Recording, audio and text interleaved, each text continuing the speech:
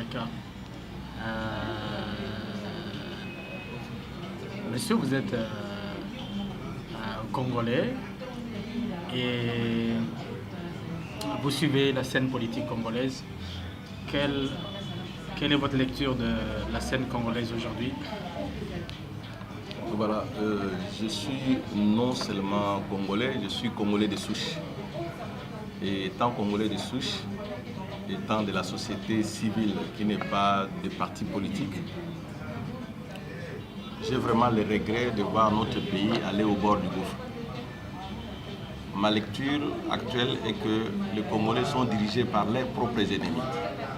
On ne peut pas comprendre qu'il y ait des gens qui s'enrichissent ou qui se disent ministres sans s'occuper des problèmes prioritaires de la population. On ne peut pas accepter qu'il y ait des dirigeants qui acceptent d'innover des aéroports alors qu'on n'a pas de routes, que les infrastructures routières ne sont pas établies et puis on n'a pas de voies ferroviaires. Donc la population connaît un problème qui est que la population vit dans une distraction, la population vit presque dans des poubelles. On n'a pas de routes qui donnent accès dans des maisons et aux quartiers. Et le pays est au bord du gouffre. C'est-à-dire, c'est ce qu'on appelle exactement ce que Monsengo a dit, la médiocrité. Je crois que la lecture actuelle de la politique est que la population est dirigée par ses ennemis, donc la population doit s'éveiller pour prendre les choses en main. Nous devons accepter de diriger ce pays sans tous ces gouvernants, sans tous ces gouvernants, pour essayer d'amener le pays dans une nouvelle république. Et dans cette nouvelle république, on peut avoir des élections qui pourront préparer le futur de nos enfants. Quelle piste de solution proposez-vous pour que les pays puissent sortir de cette situation qui est calamiteuse? Alors, la première solution est que nous puissions accepter la transition sans les gouvernants actuels. Les gouvernants actuels sont sans mandat, ils sont illégitimes. C'est pourquoi, moi personnellement, je me porte garant comme candidat potentiel pour pouvoir diriger le pays pendant la transition. N'ayant pas les mains trempées dans la politique ou dans une structure de vol organisée. Et pourquoi on doit avoir une première solution sans élection de la transition, sans le gouvernement, puisque nous sommes dans un pays occupé. Nous parlons d'un pays occupé, nous n'avons pas de carte d'identité. Nous avons des espèces de cartes électorales que même les enfants possèdent, même les étrangers, même nos voisins possèdent. Alors, étant donné qu'il y a un chaos dans les pays, et puis il y a même des personnes qui sont des nationalités douteuses qui viennent se présenter, il faut nécessairement qu'on établisse d'abord l'ordre. En établissant cet ordre-là, qui est une tradition sans tous ceux qui ont créé les désordres, à ce moment nous pouvons partir dans des élections. Au cas contraire, nous pouvons appeler la population à se soulever avec des mesures possibles, sans faire de marche pour qu'ils tuent des personnes, mais avec des mesures de sabotage qui feront que le gouvernement actuel comprenne qu'ils ne sont pas acceptés et ils sont en train de détruire notre pays. Avez-vous espoir que demain, ça pourra marcher si les choses marchent telles que vous les proposez?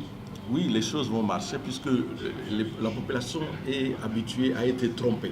C'est-à-dire qu'on vient les duper avec des sous ou bien on leur propose de l'argent pour voter des personnes qui viennent encore leur voler ou s'enrichir. Nous voulons cette fois-ci que la population prenne conscience, comme Monseigneur avait dit que la population se prenne en charge.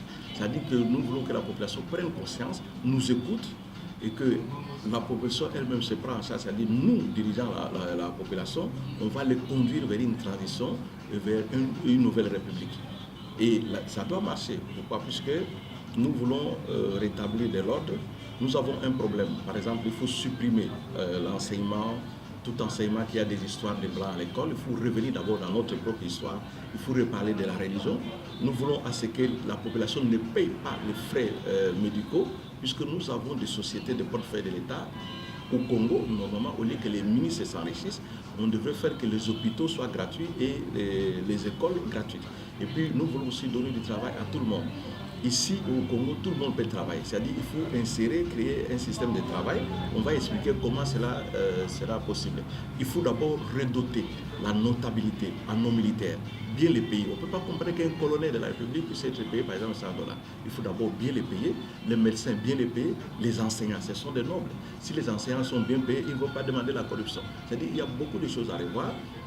Et quand nous allons mettre tout ça en place, nous aurons des ministres qui vont s'appeler des missionnaires, c'est-à-dire pour faire un travail pour la population et non des ministres qui vont avoir des 4x4 pour les distribuer aux filles à travers la République du Congo. Et donc, je rappelle que vous êtes M.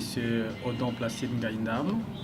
Vous êtes un Congolais résistant.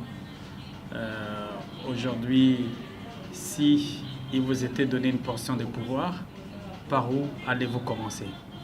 Oui, les premières priorités que je vais commencer, ça serait d'abord, puisqu'il y a des slogans. Moi, en tant que président, ça sera que le peuple mange et soit rassasié. Tandis que les ministres, nous aurons comme slogan Tolona et Toboko. Ils doivent apprendre à la population plutôt de pouvoir gérer, de pouvoir travailler et de pouvoir produire. C'est-à-dire qu'on peut consommer congolais. Donc nos priorités ne seront pas l'aéroport, nos priorités seront d'abord les infrastructures routières, après les hôpitaux et surtout on va se baser sur l'enseignement. On doit avoir un niveau élevé de l'enseignement. C'est bien maintenant tout le monde peut parler français, mais les gens sont incapables d'écrire. Et on dit la science sans conscience est une mine de l'âme.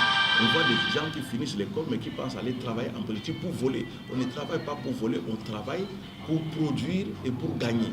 On ne peut pas travailler pour voler, on doit produire. Qu'est-ce qu'on fait dans son travail? C'est rendre service, produire pour une société ou bien produire pour sa société qui est notre patrie. Merci beaucoup. Merci.